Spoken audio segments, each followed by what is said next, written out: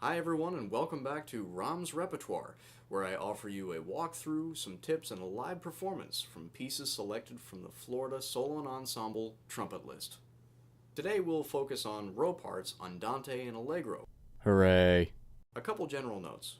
Make sure that when you listen to this piece, you listen a few times, not just to understand how your part goes, but most importantly, how your part fits in with the accompaniment. The trumpet part is pretty cool, but it's pretty bland when compared to all the other notes that the piano has. Note that I performed this one on cornet for no other reason than what's marked on the page. Andante. You see, we tend to think in pictures or scenes. So, with the Andante, think of a picture. It's like darkness, heartache, tragedy, indigestion. Believe it or not, practicing your long tones, crescendoing and decrescendoing, will help with this. Note that when I perform this part of the piece, I don't like to do the crescendo decrescendo within one or two measures. To me, it sounds kind of seasick. So I like to extend these a little bit further than one or two measures. Remember, as you approach the end of the fourth system or line, the climax of this section is not the F at the top of the staff. It's actually the note that we crescendo to, the E flat in bar 30. If we aim for this, it makes it quite powerful. Please pay attention to the rhythm very carefully. We have a lot of dotted 8/16 notes. If we're not careful about subdividing those carefully, da da da da da da da da da, it ends up sounding too triplety. Dee da da da da, almost swinging. No bueno. Especially in measures 24 and 25, when we have triplet figures right next to dotted 8/16. Make sure that we're making a difference between those.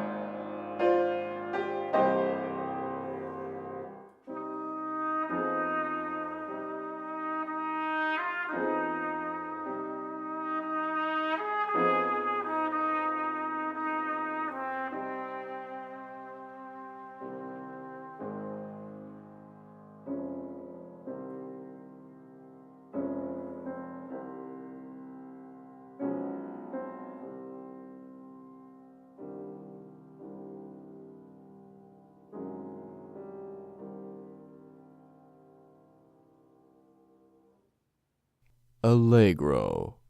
Now, as a fellow trumpet player, I know that in your soul, you want to play this super fast. Restrain yourself. Remember that Allegro literally means happy, so it doesn't actually have to go so fast. Go more with an Allegro feel, so it sounds happy, kind of joyful, bouncy. This way it makes those dotted 16th, 32nd note figures a little bit easier to manage with the tongue. Remember, this is not about how fast, high, or loud you can play. There is a time and place for that. And that's backstage before the big concert of the year. I'm lying, don't do that. This is about clarity and a snappy feel. Remember, when you get to the triplet figure at the beginning of the second page, remember these two words, Amsterdam Avenue, Amsterdam Avenue, dum da dum dum dum dum dum da dum dum dum dum. Careful with this one because it sometimes comes out as dum da da da da dum da da da da dum da dum dum da da dum da da da da dum.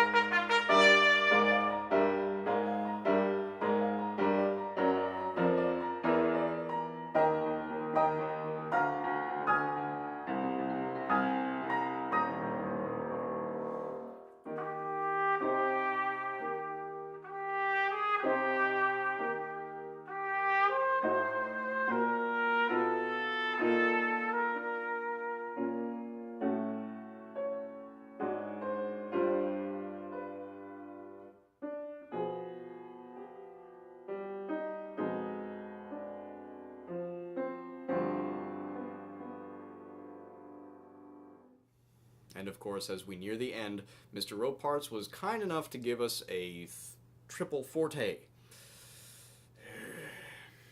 That same trumpet player in your soul wants to play as loud as you can. Put plenty of front on the note, back off about 10%, and let the piano carry you through this. Besides, they have more notes than you, so they win. As well, the final Allegro should be the same tempo as before. Try not to do this too fast with an unrelated tempo. I like to take the pickup to that last section in the same tempo I'm going to play it, because it gives our collaborative pianist enough information to be able to play the chords on time with us. That said, there's a very specific arpeggio that we can practice that makes that whole last section very easy. Well, much easier than we would think. D major. Arbin's book, yeah!